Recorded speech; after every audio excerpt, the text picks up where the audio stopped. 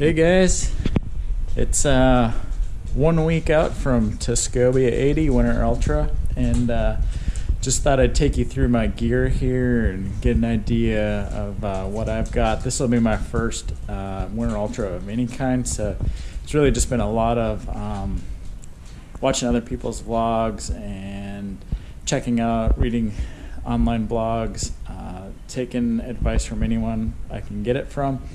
And luckily it's going to be pretty warm for Tuscobia next weekend. It's going to be upper 20s next Saturday, and the lows might only be dipping to about 15 degrees. So it's actually going to be pretty warm. I'm living in South Carolina, so I don't have a lot of cold weather training that I can do down here. Originally from Minnesota, so I understand cold weather, but just the training down here has been a lot different. It's been a lot of weight vest training, pulling things around, and I'll take you through some of my basic gear that I'm going to carry in my sled. I'm renting a sled. We're driving up. I don't have a lot of room, so renting one from race directors Chris and Helen Scotch, which is awesome that they offer that. And then I've got stuff from RM Gear that's going to be up there, my waist belt, a new pair of gaiters, and a new rope to pull with. So I'm going to get those at Gear Check-In.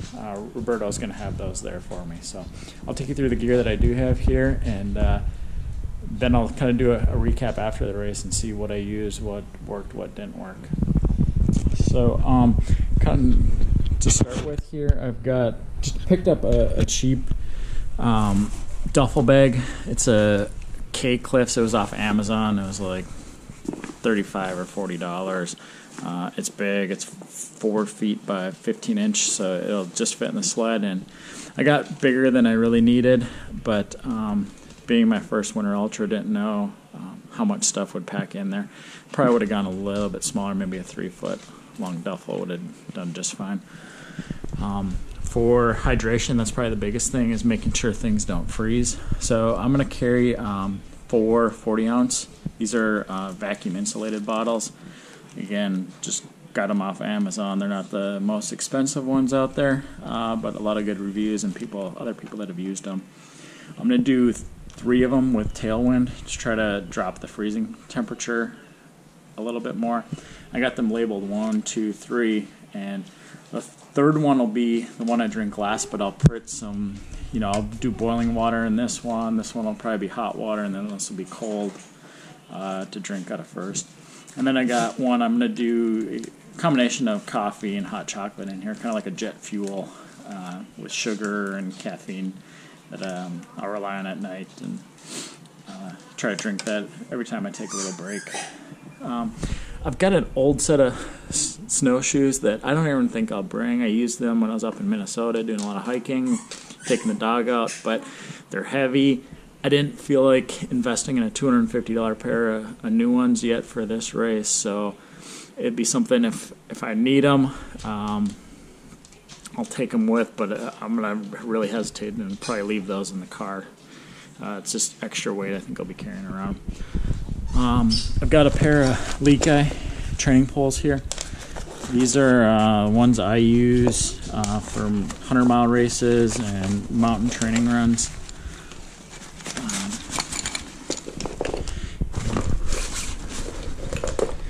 So these are the Micro Trail Varios. They're super light. They pack down.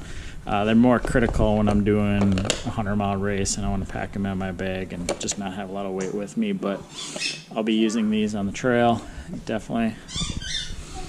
A couple outer layers. I'll probably put these on at night.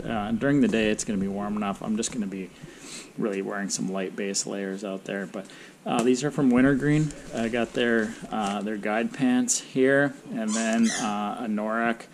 This one's unlined. They also do sell them with a fleece liner or a separate fleece base that you can get there out of Ely, Minnesota. Made in Ely, Minnesota. This stuff's great. It's a lot of people are using Arc'teryx out there, but I think this stuff it's much more reasonable than Arc'teryx, and they take great care of you there. It's handmade, and they can do modifications if you request them. So I got those. For some of the stuff under that, if I need, I got an Oregon Research hoodie. This is a heavier duty one. Like I said, it's going to be warm. I don't think I'll even pull this out. Got just a Patagonia zip up, and then I've got a really light running shell that I'll bring with. And this is more if we get some snow during the day when it's 25-30 degrees. I don't want much layer at all on, so there's just enough to kind of keep the moisture off me. I'll be running in Lone Peak RSMs. I run Lone Peaks from Ultra for pretty much every trail run that I do. So this is the kind of the mid top, and this is the RSM model, so it's waterproof. People rave about these and wear Ultras. Hoka One One's got a similar other speed goats that you can use as well. The wide toe box just works for me and just be a little bit better. You don't want your feet real tight in a boot in a winter Ultra. It's just your feet are going to get colder, cut off circulation. So that.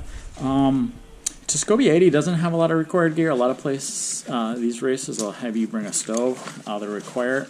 I've got my jet boil here, and if I ever got to the point where I needed it, which I don't think I will, I would take the fuel canister out of here, and then I would kind of put that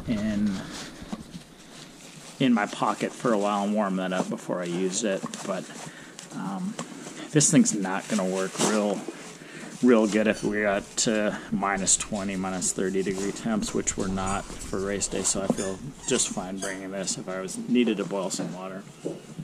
I got this little thing I picked up at REI. It's kind of neat. It's for carrying your micro spikes on your pack, but I'm going to put it right on my waist belt, and I'll have food in here. So I already got some stuff in there. I got some pretzels, peanut butter filled, and some of my gels in there, but I'll carry just the food that I'm munching on. You're required to have 20 square inches of reflective straps on you because it is a snowmobile trail. They'll be out there. So I just picked up this one off Amazon. Just light. I can strap it over the top of me or whatever layer I'm using. I'll be using a hydration vest. It's going to be warm enough that I'm not worried about this freezing up. It'll just be under one of my shells or layers. I've run in this thing in 10-15 degree weather. The only thing I recommend is just every time you take a drink, blow back in through the hose into here, clearing that hose out, and then you're going to be just fine. This is the Jerk North Vest that I use in a lot of my 100-mile races and 50-milers. If it got really cold, I got just a nice warm hat here with earmuffs over it and the fur. I don't think I'll use this. I've also got this. This is from when I used to hunt, and it can strap it over to me.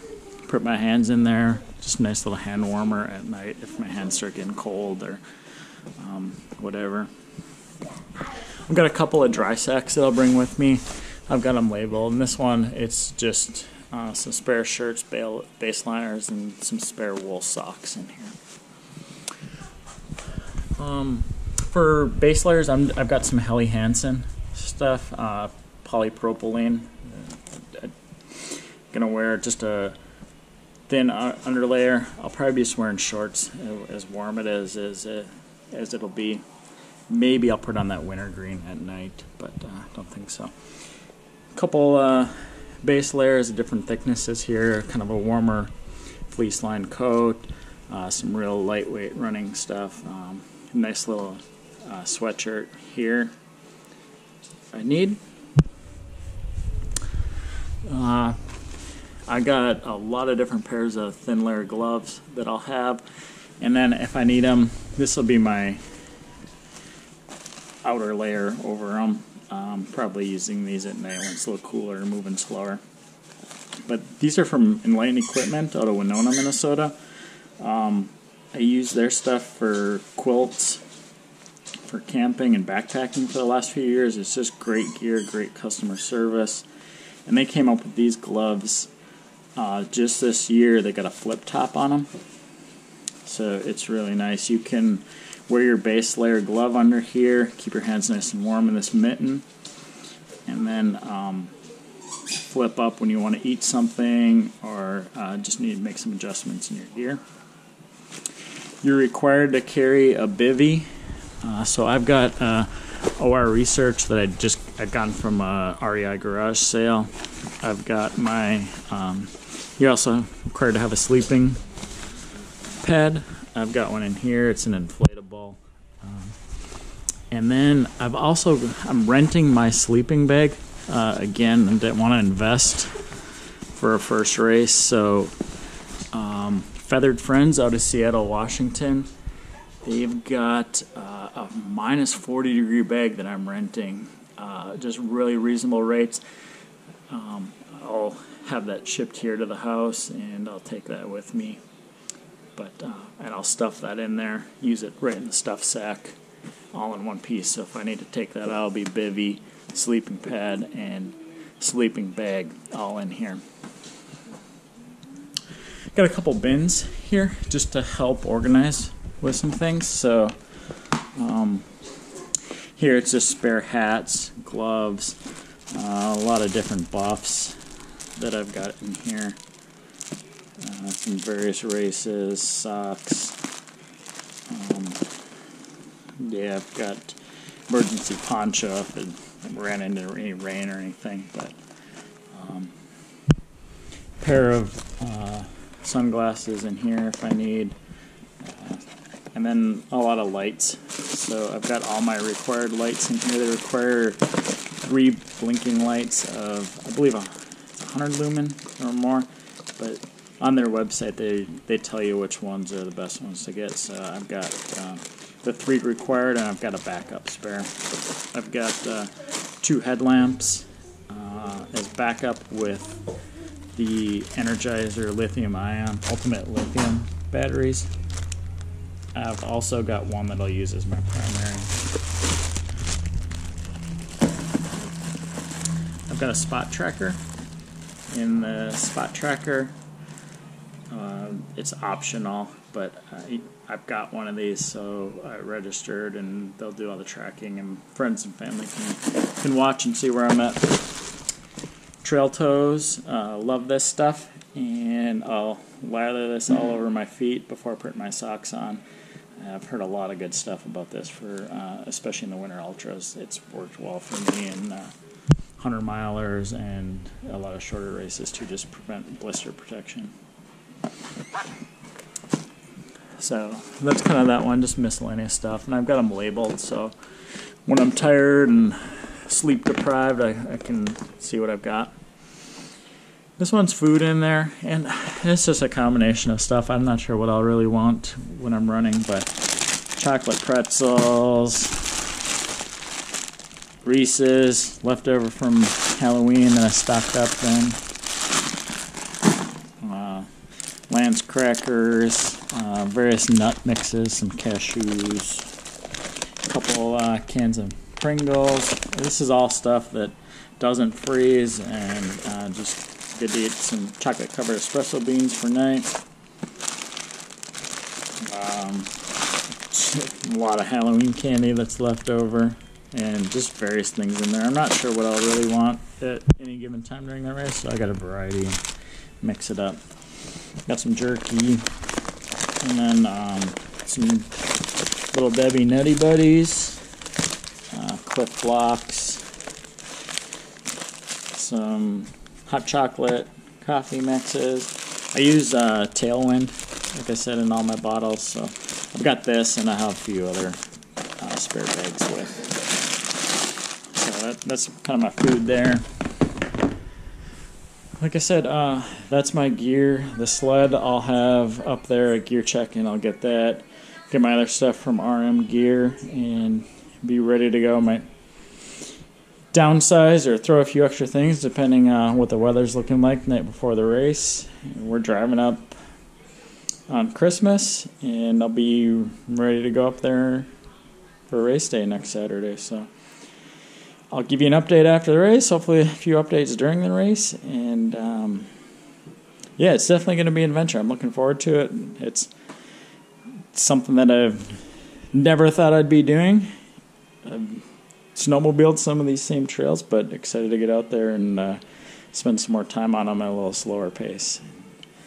Look forward to it. So thanks for watching, and we'll talk to you guys in a little bit.